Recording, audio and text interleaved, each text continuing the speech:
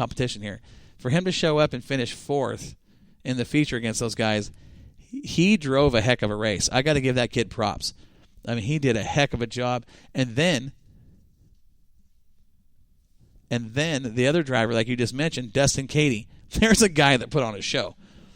Well, look at the luck he had. He couldn't find luck in a 4-leaf clover. He couldn't. And that's the thing, is he went to the back on 2 different occasions during that feature, and he'd drive up to the top 5. And I think one was a flat tire.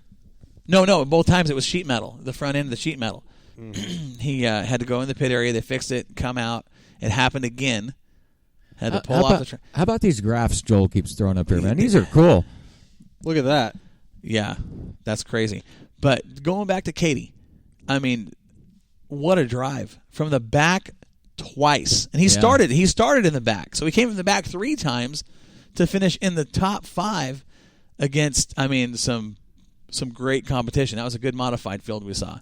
It was. What did you guys think about that? Let me get your opinions on the modified feature. I thought it was a great race. I was sitting there, and I'm sorry, but I couldn't take my eyes off that 7 car. Yeah, I spent a lot of time watching him. I was sitting there, and I was standing in the entrance in turn 3, and I could not take my eyes off the 7 car. I was just sitting there. It's a brand new car to him, brand new Shaw ride for him, and I'm sitting there looking at it and watching him drive that, and I'm going, okay, we all know what Dustin can do in a Shaw. Yes, we can. I mean, 17 wins when he won his championship a few years ago. I mean, he all but dominated that class that year. Gets back in a Shaw and he comes out and he starts in the back. Well, and Warren and I had talked to him. Goes back to the back, goes back up to the top 5, goes to the back. I mean, it's like he passed more cars than anybody else. If you got a point for every time you passed a car, that's how you were scored. Oh man, he'd be the track champion already. No kidding. He was very busy in that cockpit. But Warren and I talked to him as they were unloading and got the car set in there, and he was it was right after the pit meeting. He was pretty excited to get in the car. He says, we've got a couple things we're working on. I'm going to change a couple things, minor things, he said. He emphasized very, very minor. And he said the car felt pretty good when he had it out there for practice, and he was excited to get in the car, and I can see why now. I mean, that car was, oh, yeah, it was hooked up. The thing, too, was, going back to, again, track conditions. We saw rough track conditions for the second week in a row, and that doesn't go back to anybody doing anything wrong. It's simply the weather we've had. Absolutely. This raining right before race day stuff. It's not looking any better this weekend. It's not. But that's for later on. We were impressed with what they did when they did put an intermission out there to get some new equipment out there to fix the track. And for the most part, it did a pretty good job. It was good for a while. It did. Late in the stages, for the features, it started rutting up a little bit, but it wasn't nearly as bad as it was before. Okay, we're looking at the point standings in the IMCA Modifieds. Colin Weinberger leads with 40 points. Bryson James with 39 points. Yep. Interesting. And then John Campos with 38. Brad Martin with 37, Dustin Cady with 36, rounding out the top 5. So you got 5 positions separated by 4 points. Yeah. I mean, that's going to be a tough championship right there. Yeah, it'll be fun to see what happens. It is. It's going to be interesting. But you get outside the top 5 and look at some of the names in there too. You got Ron Berry, Brian Thompson, Steve Moore, Mark Gaylord, who's new to the modifieds. Sean Maya, very talented driver. He is. Had a little bit of bad luck, Saturday night. Matthew Drager. Now, we know how fast that 21A car can be. He's usually a rocket. Won the Strawberry Cup. We know he's fast. And Sean Gentry, a veteran driver who is, he didn't have very good luck the other night. He didn't. Yeah, that's the thing. Did he have a flat tire? Or what? I don't remember exactly what happened to Sean, but he went out. Turn 3. I think he went out about 14 laps in or so. Yeah. Something like that. But see if we can get Joel to bring that graph back up. Some guys, Steve Succo, another guy that was actually pretty fast in the 37 car. Again, couldn't get any luck. But that modified field at Willamette is going to be an interesting class to watch over the course of the season. Yeah, absolutely. You look at the talent that's in there. I mean, I think there he is right there. So, are you doing that or did I? I did it. So, oh yeah, the 2 names we talk about most when we talk about the young rising stars are sitting at the top of that list with Colin Weinberger and Bryson James. They're both flatlined. The rest of this graph looks like somebody's heart monitor. Dude, if that was my But heart monitor, there's a problem. how often do you hear us talk about those guys on this show as far as They're being the always kind of up the there. faces of the next generation coming in? And look who finished. I mean, Steve Moore. Steve Moore had that beautiful ride here at the Northwest Race Car Show, and he goes out and runs third. No, That's third fastest lap. Third fastest lap. Third was with Campos, but yeah, Steve Moore. He had some bad luck, and but up until that point, Steve Moore's car looked pretty good. I mean, he was actually pretty quick.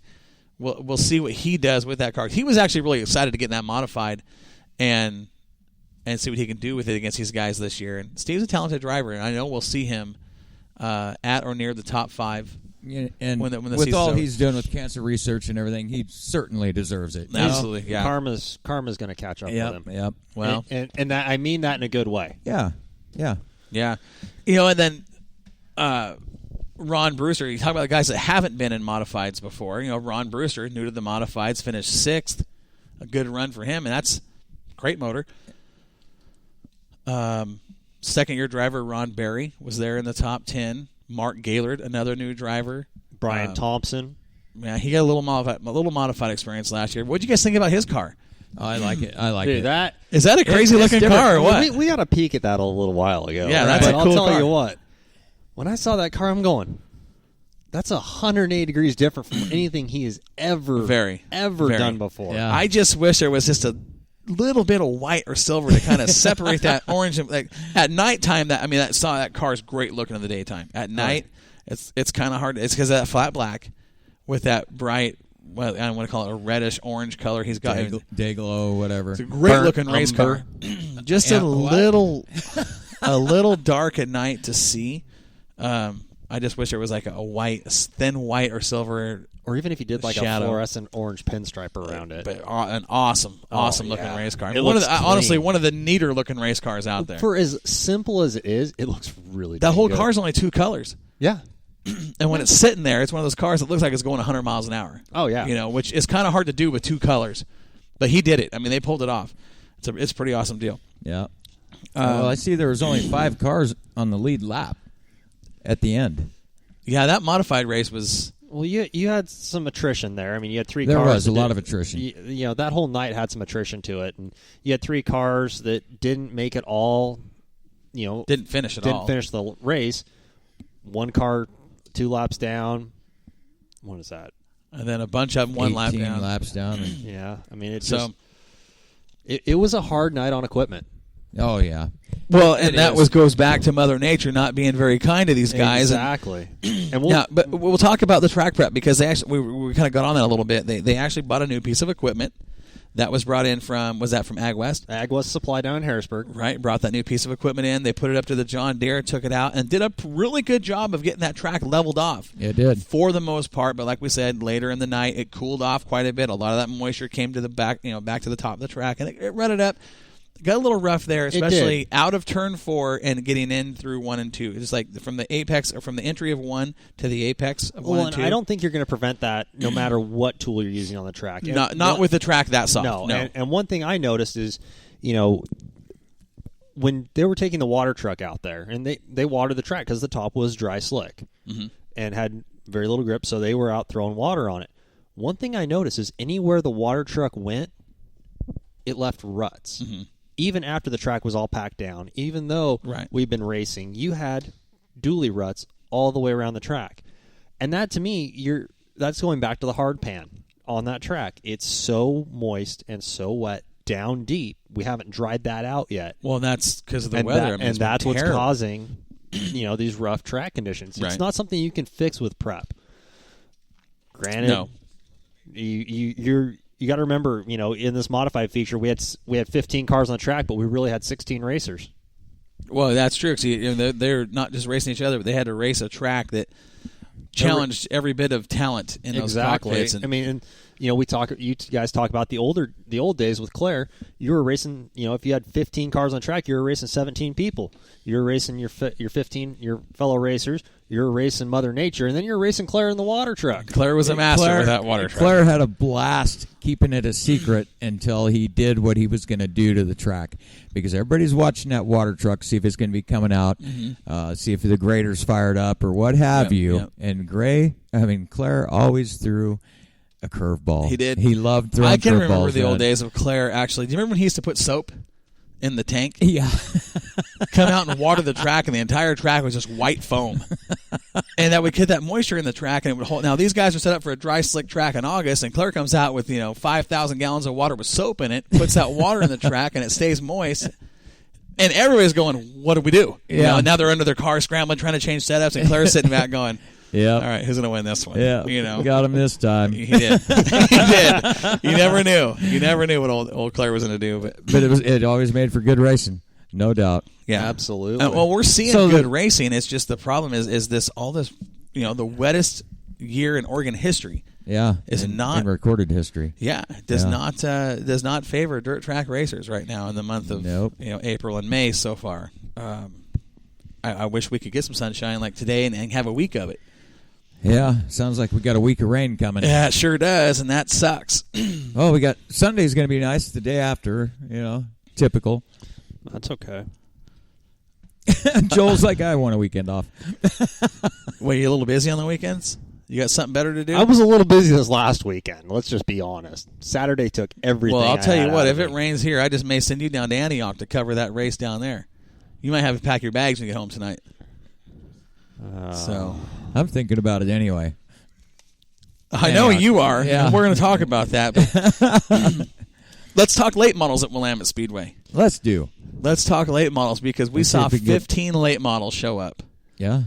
And we saw some great racing. We saw Bad Luck strike early for the 37 of Rob Maya. Right. And I believe that was in our heat race when coming to the checkered flag.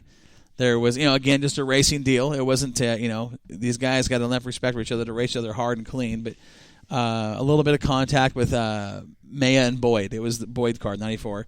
And there was no damage. I mean, that was the thing. That was kind of like, wait, what's going on with the track champ? Where's he at? How come he's not coming out for the dash, or what's going on there? Actually, I got a text message. The pit correspondent wouldn't respond. Right, because he's in the Moxie Tower. So I get a text message saying, hey, Maya's loading up and rolling. They're done for the night. And I couldn't get a hold of him, because we're so busy.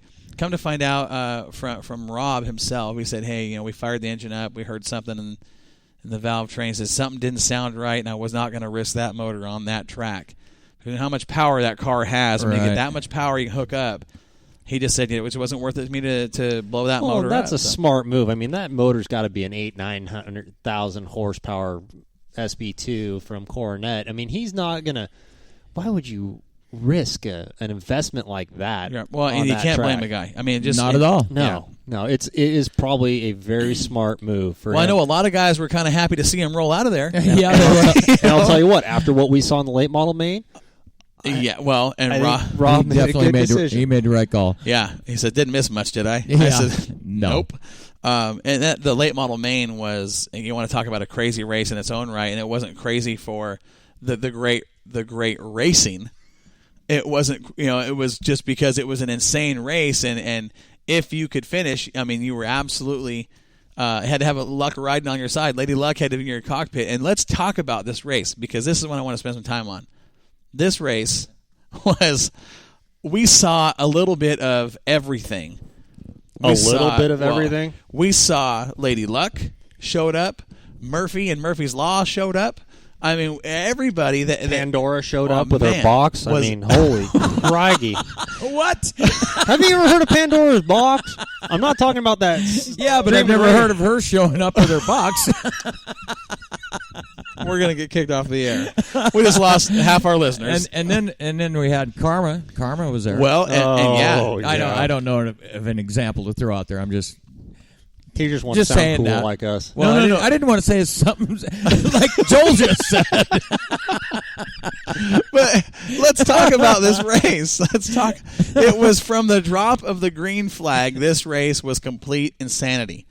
I mean, we saw the 82 car of Larry Sharp. I mean, could not have had a worse night. I mean, just nothing worked for the car. He got caught up in a couple cautions. We saw Darren Koffel have some bad luck